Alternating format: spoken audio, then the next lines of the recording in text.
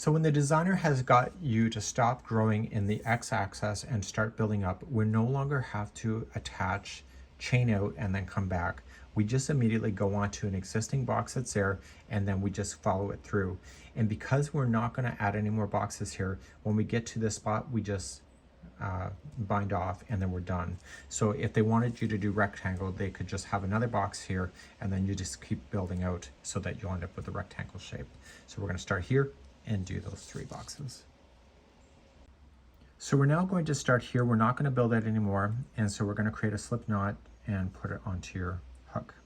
So we want to grab the first both loops of the top of the box right here, and we're just going to attach it with a slip stitch. So pull through and through. So that is 1 loop. So we know that this box here is 3 wide. So we're going to grab our next one. Okay, when I say 3 wide, it's 3 loops. And then your back loop of your first row here is your 3rd. Pull through. So there's your 3 loops. So this whole vertical is going to be only 3 loops. So pull through 2s all the way back and then move forward. So when it's narrow like this, these are really quite quick to climb up.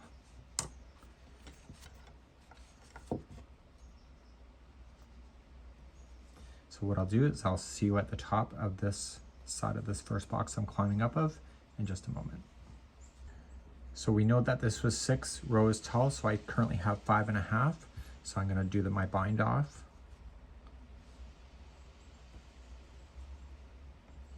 And then go to the top of the next one.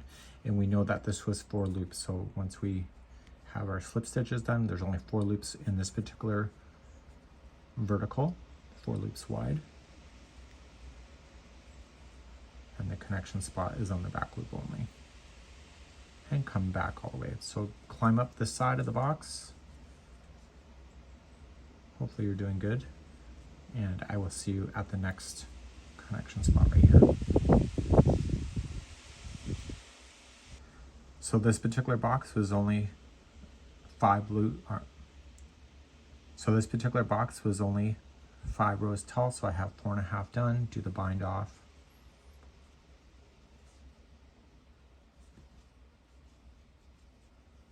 Don't forget that connection spot and the 2 loops of the next box to start.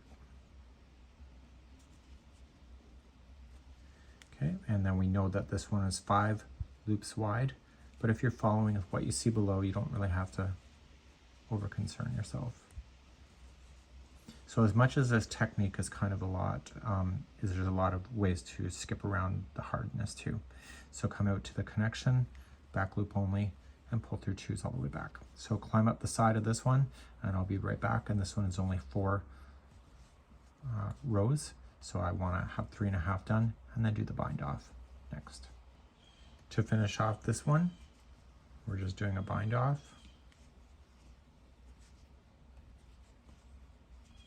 Don't forget that connection spot, just like that. Okay, and then that is the end right here. So we don't want to start another box, so we don't want to go into there. We want to just stay right here, and that's where we're going to trim our yarn and begin. So you only move over if you're building another box to the top of the next empty stitch. And we're going to pick up now, and we're going to fill in the next 2 boxes right here.